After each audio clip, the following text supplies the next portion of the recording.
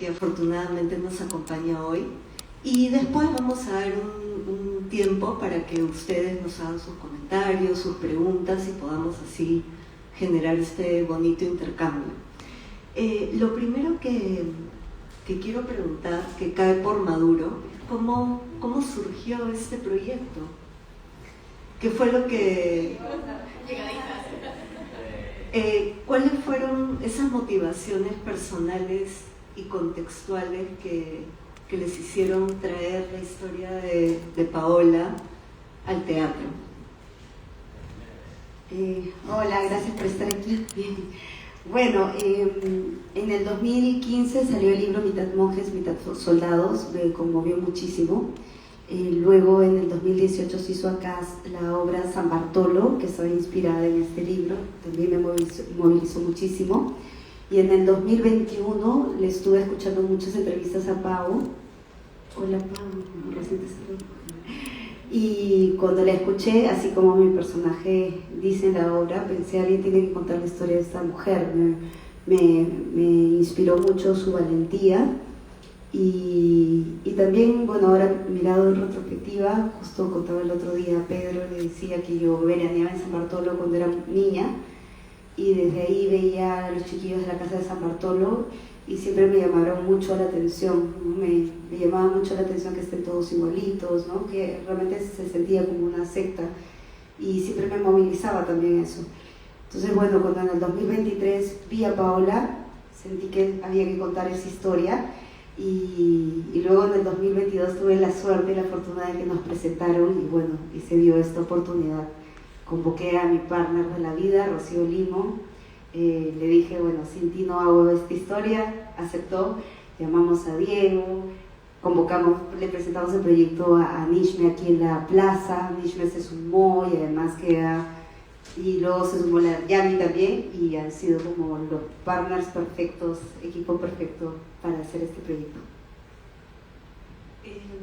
Paola, yo tomo las palabras de Verita, mujer de teatro, directora, dramaturga, y te pregunto, ¿cómo te animaste tú a sumarte a esta motivación? O sea, ¿qué fue lo que te inspiró del teatro para hacerlo?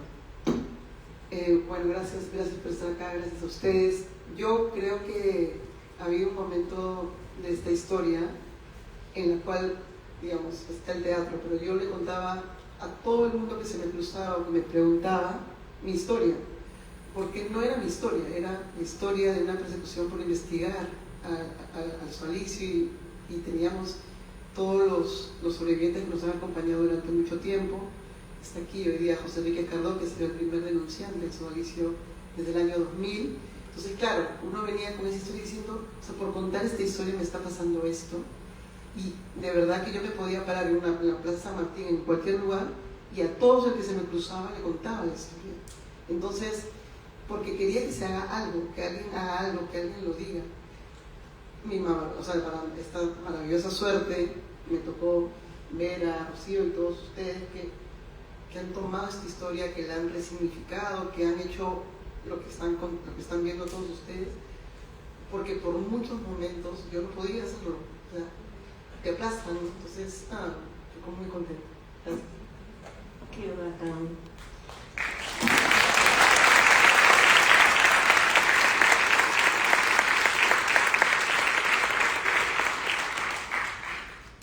¿Qué paralelos se encuentran entre la labor periodística y el teatro, Pau? O sea, el paralelo para mí ha sido que ellos eran como un equipo más de periodismo, o sea, ellos recibían la información, yo me la respondían. Bere y Rocío se enojaban cuando leían alguna cosa o veían una entrevista, lo discutíamos como si hubiéramos sido una sala de redacción. Era muy chistoso porque había momentos en los cuales ellas sabían más información en algún momento, y me decían, pero está pasando esto. Y yo, sí, pero... O sea, claro, porque estamos tan metidas, pero era muy bonita esa parte, porque sí es tiempo real, han visto las cosas en tiempo real, el tema del cierre, el tema de conocer a estos religiosos que nos ayudaban, el tema de haber escuchado las historias, haber sostenido un tema tan denso, tan complejo, tan doloroso, y haberlo transformado en lo que han transformado, ¿no? Creo que la plaza, digamos, Chela de Ferrari y su larga historia aquí hace que, digamos, esta obra tenga otro peso, otra llegada, porque esa mirada hace que esta historia se conozca mucho más, ¿no? Creo que eso es importante. Y yo como periodista, digamos, tengo también mis maestros, no solo Gustavo Borriti, Enrique Sileri y las mujeres valientes que nos han estado apoyando, porque sí es verdad, es una comunidad de muchos Davids, o sea, nosotros no hemos estado solos, muy apoyados, o sea, eso también ha sido muy importante, porque si no, tampoco estaríamos acá. Y gracias a ahora dos papas, ¿no? Francisco y ahora, bueno, Robert, que es León XIV, no hemos ido a la cárcel, y eso también es muy importante porque refleja la indiferencia de todo el resto. Si se dan cuenta, esta historia se conoce mejor fuera del país que dentro. No existe acá. Acá no pasó nada, todo está bien, y eso habla mal de nosotros como sociedad indiferente, porque claro, hemos pasado tantas cosas horribles, ¿no? La pandemia, ¿no? El 2021, tantos presidentes que han caído, pero siento que, no sé si esta historia, pero algo debe despertar un poco esa indiferencia de ver que dos periodistas, porque puede ser cualquier nombre, puedan ir a la cárcel por esta investigación y no pase nada. Eso sí me parece, me subleva, y me parece que eso muestra en lo que nos hemos convertido, ¿no? Una democracia que no es democracia. Perdón por los gallos. Chicas, y Rocío y Vera, que son, además de las intérpretes, las dramaturgas, las creadoras de este proyecto, ¿cómo han experimentado esa, no dualidad, pero como esa doble función de ser investigadoras casi periodísticas y vivir el día a día como la evolución de las noticias y la creación de una obra de teatro, el proceso creativo que tiene sus propios tiempos, sus propias reglas, sus propios códigos, ¿no? ¿Cómo ha sido ese encuentro para ustedes? Interesantísimo, ¿no? Creo que lo más vertiginoso de todo es que realmente no sabíamos cómo iba a terminar, ¿no? Y vivíamos el día a día de, ok, ¿para dónde? Y al mismo tiempo había mucha información, ¿no? Y Pau nos enviaba la información, nosotros era como, por momentos como, ok, vamos a entender, ¿no? Ir entendiendo y viendo cómo se transformaba. Creo que ha requerido de nosotras mucha fe, mucha confianza, mucho ímpetu de contar algo y también de ir entendiendo todos los testimonios de las personas que han sido víctimas, ¿no? Que son muchísimas, ¿no? O sea, es mucho más, todo lo que ha jalado ese hilo es mucho dolor, ¿no? Y de años y cada vez más poder, tumbando, ¿no? Como un gran Godzilla. Y creo que ha requerido mucha disciplina también de nuestro lado para poder organizar esta información y también algo de juego y poder llevarla a este lado creativo, ¿no? Para permitirnos también ficcionalizar. Al comienzo teníamos un poco de pudor. ¿Cómo ficcionalizamos a Baby, ¿no? O a Margot, a los hijos, a los niños, ¿no? Y muchas preguntas sobre la representación. Pero creo que sobre todo hemos tenido muy buenos aliados, tanto tú, Nishme, ¿no? Que nos diste tanta confianza en que vayamos, y Paola, que confiaba y le decíamos, Paola, eso sí, ella como, va, ¿no? Que vaya, y creo que esa luz verde genera creación, genera un poco de que las cosas se hagan. Todo dicho. Ahora, ya que has hablado de este cruce de lenguajes que existen en la obra y que han existido desde el momento de la creación, ¿cómo han trabajado, y esto también va para el equipo de dirección, entre lo testimonial, lo ficcional, la investigación, el material de archivo, o sea, ¿cómo han articulado, digamos, todas estas tres líneas que componen el proyecto? Bueno, creo que primero tomarlo como un reto, ¿no? Porque cuando llega el texto final hay distintas líneas que contar, ¿no? Como estas dos creadoras entran a un espacio de investigación para poder llevar la historia, y es donde nos encontramos con cuánto hacer ficción y esa ficción a dónde va a llevar. Creo que lo que predominó dentro de la búsqueda primero fue la verdad, ¿no? O sea, el teatro es un espacio de verdad escénica y es algo que expande lo que queremos decir, y creo que el objetivo que teníamos dentro de la historia, dentro de lo que queríamos contar desde el lado de investigación, texto y demás, era muy concreto. Entonces realmente entramos un poco a juego, ¿no? ¿Qué tanto?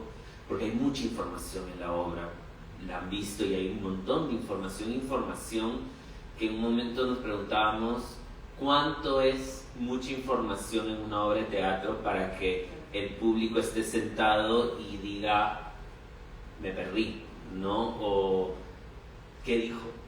¿No? Claro, y además hay información, digamos, de archivo, ¿no? Noticias reales, pero esa línea que es muy clara y que han apelado, digamos, a una documentación seria, se cruza con lo que tú viviste a nivel personal, emocional, con tu familia. ¿Cómo has vivido eso, Pau? ¿Cómo ha sido para ti? Digamos, la línea, como ahora ya mi hija tiene 17 años, Sí. O sea, esa línea de que sí le consultamos a Isabel muchísimas cosas, bueno, Margot, perdón, le consultamos un montón de cosas que sí querían, o sea, que iban a sacar, yo se los había pasado más material y Isabel puso el límite, ¿no? Y me pareció muy bien, o sea, lo respetamos de inmediato y creo que han venido, ellos han venido con Isabel y con Lian el domingo y les ha gustado, les gustó la obra. Lian me dijo que está bien porque es la primera, o sea, Isabel se conoce todo el caso, pero Lian no. Me dijo, mamá, pero el sodalicio me quiere matar, entonces lo bueno es que generó una conversación que estaba pendiente, digamos, ¿no? Que estaba bien y es importante que se dé, pero y lo otro que me dijo fue, soy una lonchera, mamá. Porque él pensaba que yo era ¿no? Pero bueno, y a Isabel le gustó mucho la obra, porque siento que, claro, o sea, y a mi familia, mi mamá, mi papá, Adán, yo siento que para mis papás ha sido muy reparador ver esto, porque claro, ellos, lo que me di cuenta, yo dije, hay un montón de información que se van a enterar en la obra. Lo que me di cuenta es que ellos manejaban un montón de información que no me decían, para que no me ponga triste yo, y ellos estaban muy cargados, y que esto es una cosa de reparación simbólica, ¿no?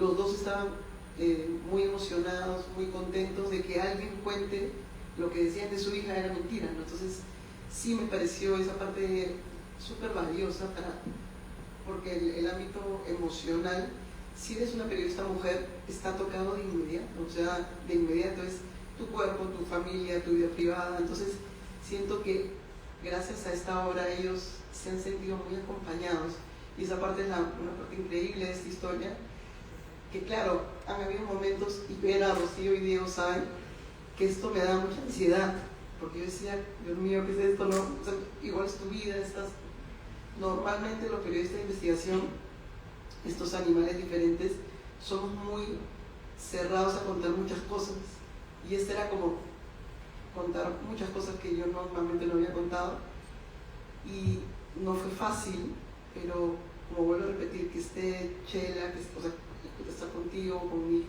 también, y saber que todos ellos eran absolutamente empáticos y amigos, hizo que dé el salto y lo hice y estuve contenta, ¿no? Pero ese desnudo emocional no fue fácil, pero al final valió la pena.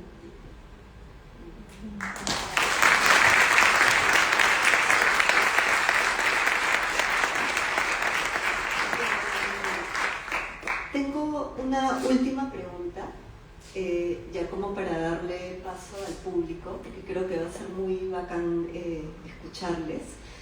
¿Qué pregunta, esto es para Vera y Rocío, qué pregunta, más allá de la historia concreta de Paola, quisieron poner en escena? ¿Qué fue lo que ustedes a nivel personal las motivó a pararse aquí y a emprender toda esta búsqueda? No sé si es una pregunta, pero sí tiene que ver con... No estoy segura si está formulado de una forma como en pregunta, ¿no? Pero sí tiene que ver con... Creo que el sodalicio y lo que los miembros del sodalicio le han hecho a tantas personas, tanto daño, te hace mirar la maldad del ser humano. Y para mí, como persona, eso me desmoraliza, ¿no? Me quita esperanza, me hunde.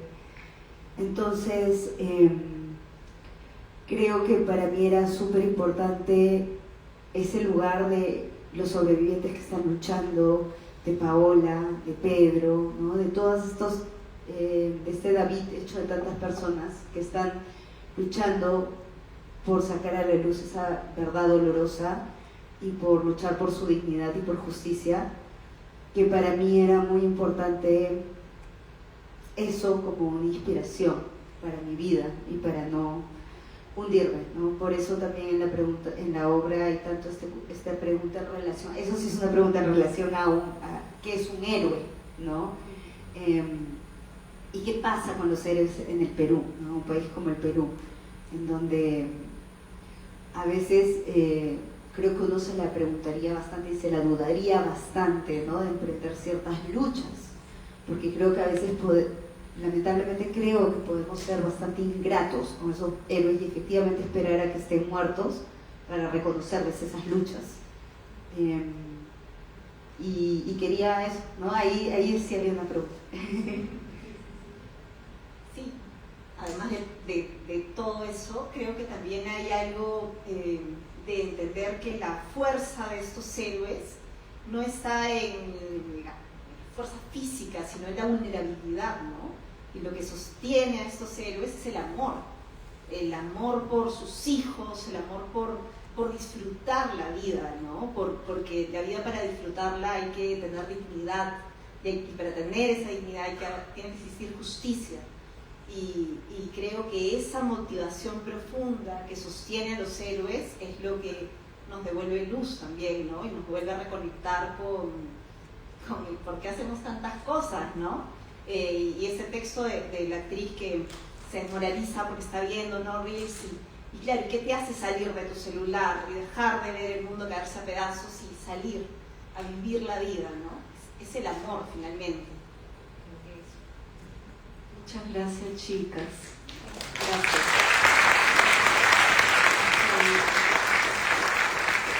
Ahora vamos a hacer circular el micro. Quien quiera hacer algún comentario o pregunta puede levantar la mano y un anfitrión o anfitriona se van a acercar.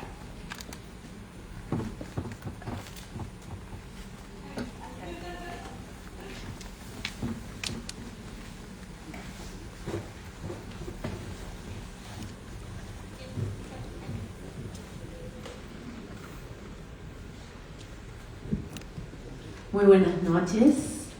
Nuevamente quiero pedirle al público un fuerte aplauso para todo este equipo que está aquí al frente.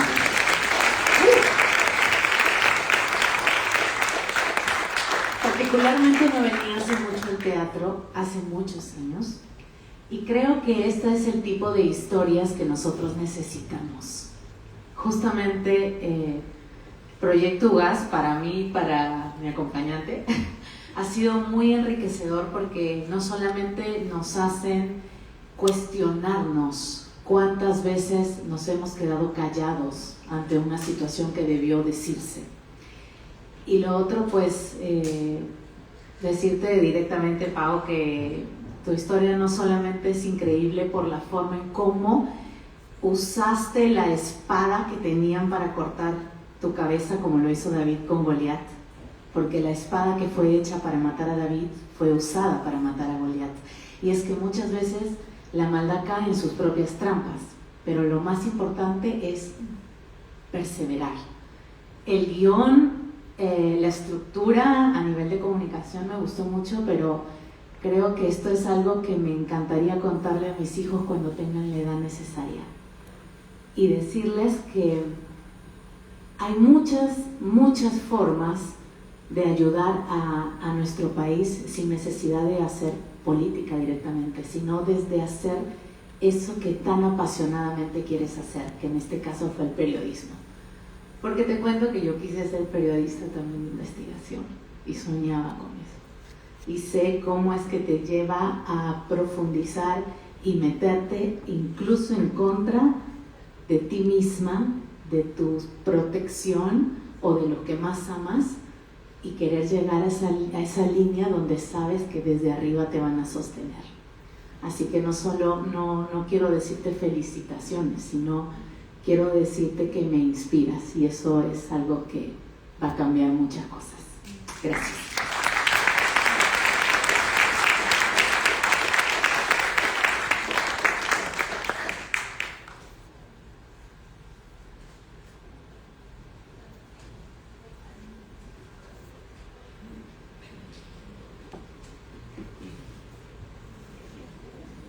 Gracias.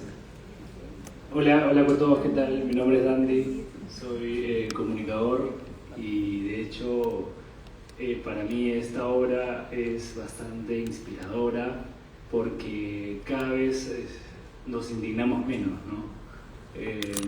Estamos en una sociedad del consumo muy agresiva y estamos muy distraídos de estas historias que deberíamos conocer, y considero parte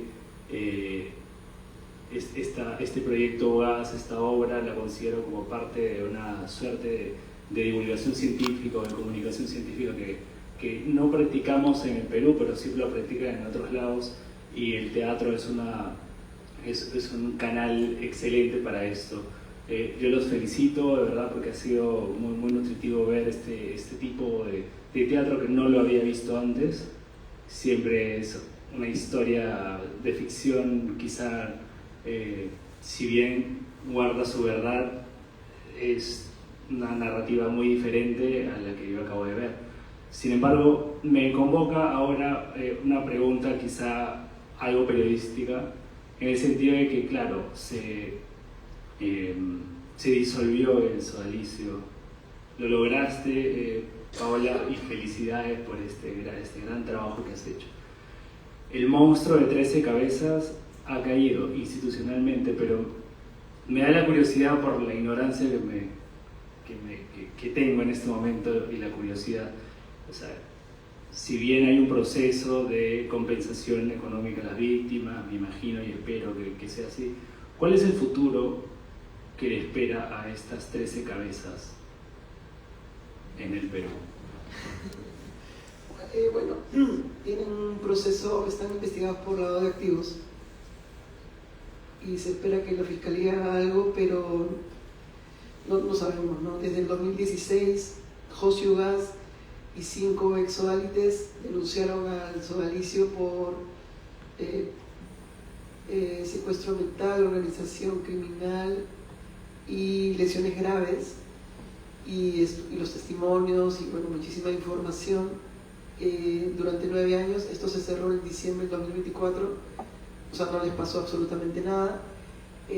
Hubo la operación Valquiria, donde se declaró que uno de los asesores de la fiscal general Patricia Benavides era el abogado del sodalicio José Luis Auguión y el exministro Hernán Garrido Leca.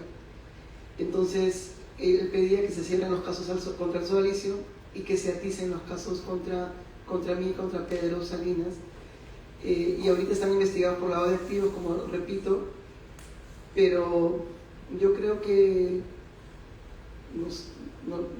no te podría decir qué puede pasar. Lo que sí creo que la maquinaria económica va en paralelo a todo lo demás, ¿no? Entonces el dinero lo siguen teniendo, el poder lo siguen teniendo, y bueno, no sé qué pueda seguir. Yo siento que ahorita Rafael López Aliaga tiene 9 cementerios del Sodalicio en una de sus empresas como fideicomiso, y es socio del Sodalicio de Jaime Bertel. La Tanguerra también es socio, la familia es socio del Sodalicio, y no les ha pasado nada, tanto en Piura como acá. Entonces no sé. Si pasa algo, veremos qué pasa, pero desgraciadamente este sistema está hecho para favorecer al victimario y chancar a la víctima.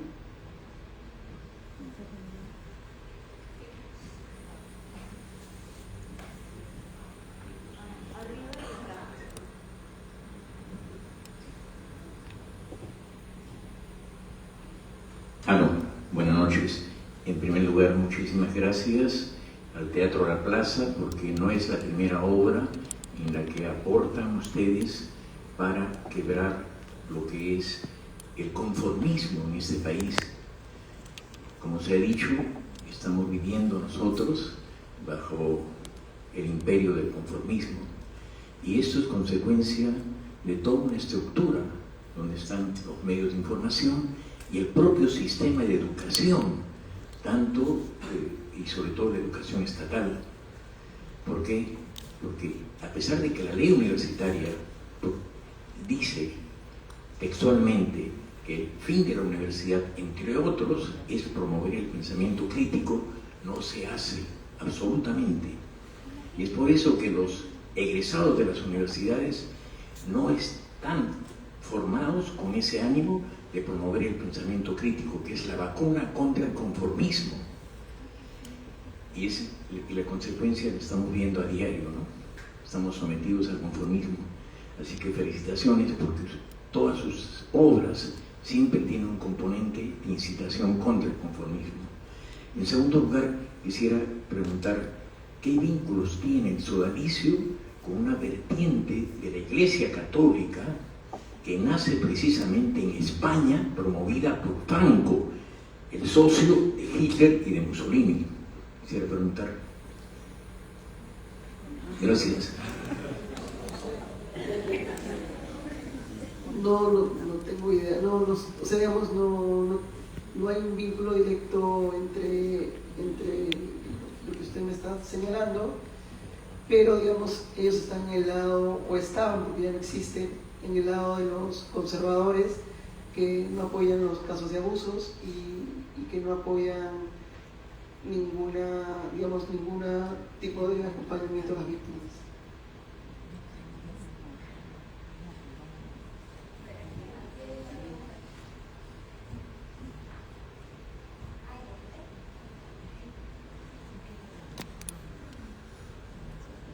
Buenas noches, Karina Pinasco.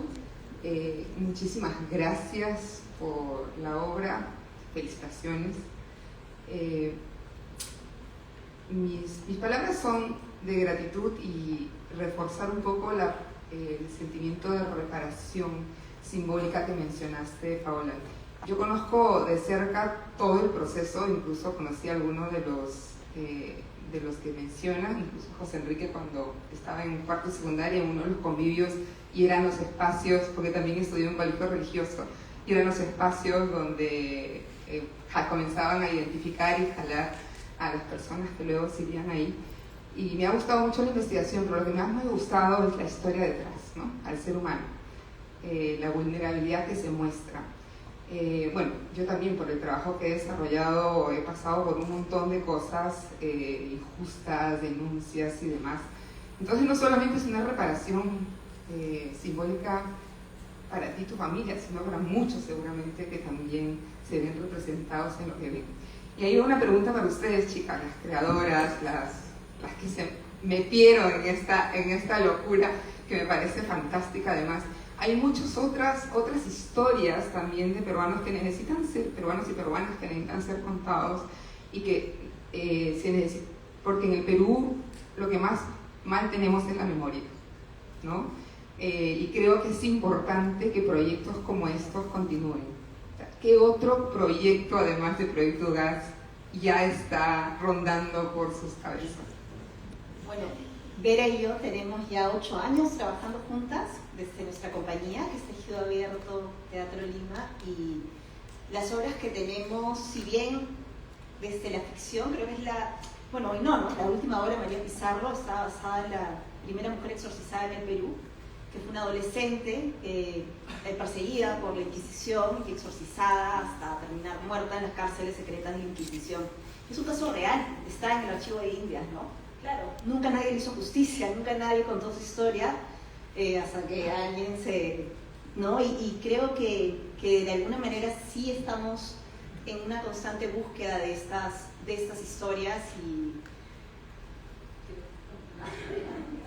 y vamos a ver qué historia llega. Pero sí, también con Todas las gallinas vuelan, ¿no? Tocamos, si bien era una ficción, estaba situada en un hecho histórico. Hice una obra sobre ti, por fin viniste a verla. Había una inspiración en el personaje de Matilde Pinchi Pinchi, la asistente amante de Vladimiro Montesinos. Entonces sí, hay algo ahí que nos está gustando sobre la historia o sobre la actualidad y en relación a, sobre todo, el poder, abuso de poder, ¿no? Justicia, ¿no? Vamos viendo, todavía no estamos muy claros en qué seguimos, creo que más bien vamos a tomarnos una pequeñísima pausa que necesitamos. Pero sí, estamos abiertos y como dices, hay muchas historias que contar y sí me pasa, ¿no? Que incluso cuando veo ciertos fiscales de la nación, incluso que pueden ser igual muy cuestionados por sus métodos o por lo que plantean, pero igual, ¿no? Son personas, en muchos casos también honorables, que están ahí buscando justicia, ¿no? Entonces, sí, y en el caso de, por lo menos, yo llevo un buen tiempo siendo una gran fan de los periodistas de investigación y siento que realmente en este país muchas de las cosas que salen a la luz son gracias a los periodistas de investigación y gracias a eso estamos más o menos enterados de las cosas que suceden y más o menos podemos tratar de ejercer nuestro voto medio informados. Entonces sí, creo que hay un montón de historias ahí que espero que vayamos captando. Gracias.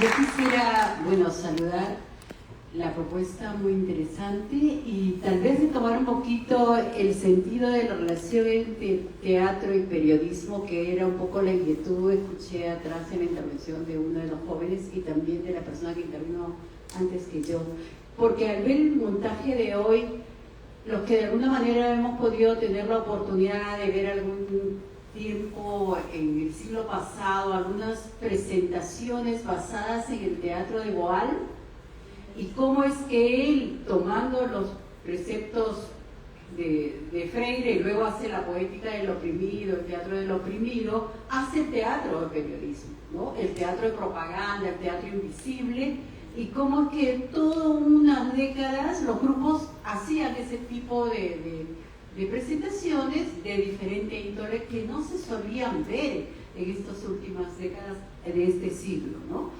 Incluso la persona que me antecedió decía, hay historias que merecen ser contadas, que están pendientes de ser contadas, que Dragún nos tiene una obra muy famosa que era como un ejercicio en las escuelas, que era historias para ser contadas, y donde justamente el actor se presenta o la actriz se presenta frente al público y dice, la vamos a contar. Y hoy hemos visto algo de Dragún, algo de Boal, en una perspectiva de una generación distinta, ¿no? Que se ha nutrido de otras cosas y que además tiene un insumo tan interesante y tan rico como la historia de Paola.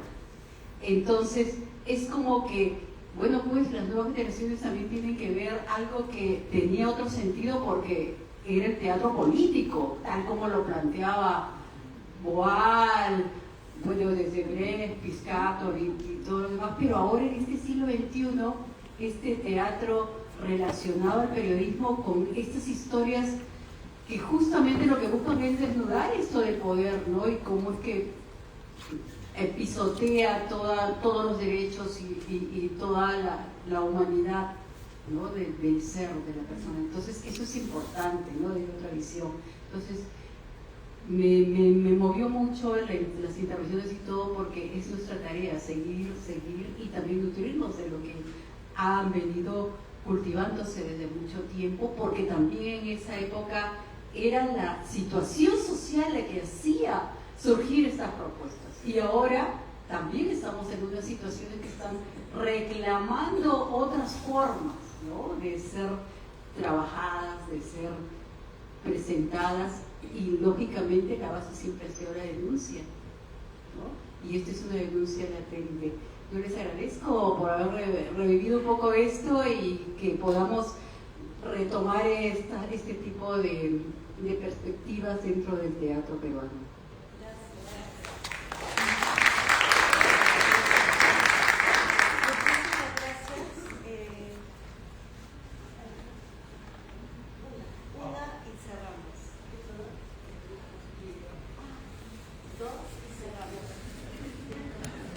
Hola Paola, ¿qué tal? ¿Cómo estás? Chicos. Lo que pasa es que yo, por ejemplo, me dedico a la auditoría. Me dedico a la auditoría financiera de empresas. Y cuando descubro algo sobre un director financiero o algo, ando con miedo. Porque, no sé, está con un director que roba 10.000 soles, 100.000 soles. Y ahí las chicas daban a entender que tú vives con un miedo latente, te metes con un grupo de poder tan fuerte, ¿cómo duermes? Yo tengo unas tijeras gigantes y me meto con una persona y tú te metes con un grupo. No, pero yo duermo súper bien.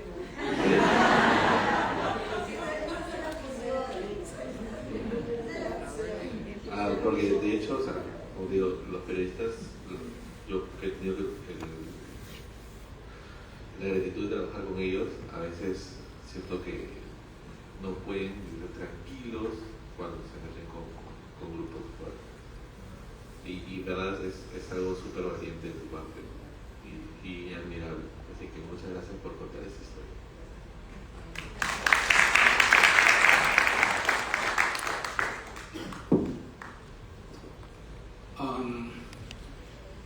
Yo sé que lo que voy a pedir probablemente me lo puedan otorgar porque creo que me lo he ganado estos 25 años de lucha. Y quisiera pararme al frente para hablarle a Pau. Sí. Gracias.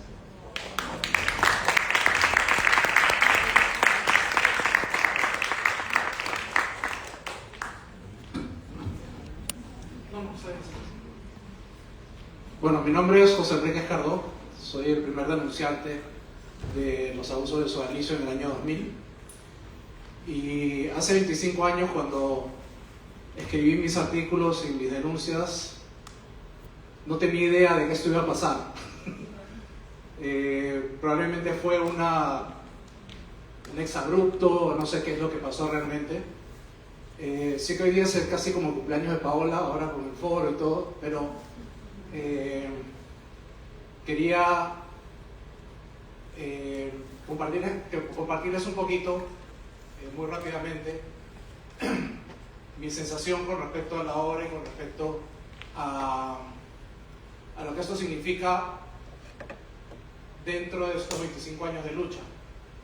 Porque ser un sobreviviente de sodalicio no significa solamente salir y decir algo un día, sino significa que tu vida queda marcada por el resto de tu vida hasta el día que te mueres y sigues luchando y sigues recibiendo todos los días, como nos pasa, y lo sabe bien Paola, a los sobrevivientes que damos la cara, que nos insultan, nos atacan en redes sociales todos los días.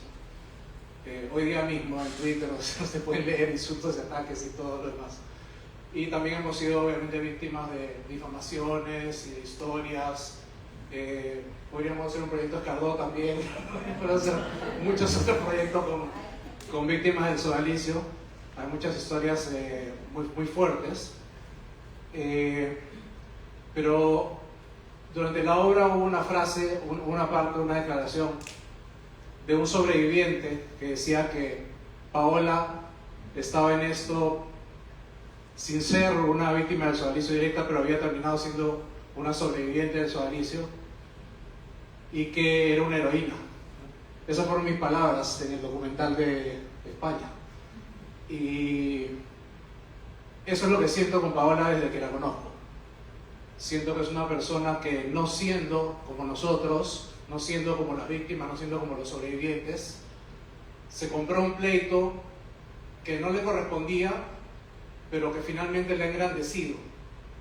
Le ha engrandecido a ella como persona y ha engrandecido a todos los que la conocemos, porque ha sido una voz que a mí como víctima, por ejemplo, que recibo muchos testimonios de otras víctimas o otros sobrevivientes y me agradecen, gracias por tú salir y por tú representarnos, por tú decir lo que no podemos decir. Paola ha hecho eso por tantísimas otras personas que no han podido, no han querido y están en su derecho de no salir y de decir nada porque obviamente no quieren que les pase lo que nos pasa, lo que sí salimos a hablar. Así que nada, yo simplemente quería, me tiemblan un poco las piernas, yo soy súper acostumbrado a hablar en público y todo, pero lo que he visto ahora y mis sentimientos por Paola y mi cariño y mi agradecimiento, creo que se merece esto y mucho más por lo que ha hecho por nosotros, y no solamente por nosotros, sino lo que ha hecho por ustedes también, porque sus hijos, sus hermanos, sus sobrinos, sus nietos podrían haber terminado con la vida arruinada que tenemos nosotros, las víctimas de sodalicio, y ya no va a pasar, por lo menos con el nombre de sodalicio. Y eso ha sido una lucha de muchísimos, pero hoy es un agradecimiento especial que le tengo a Paola por lo que ha hecho. Un aplauso por favor para ella.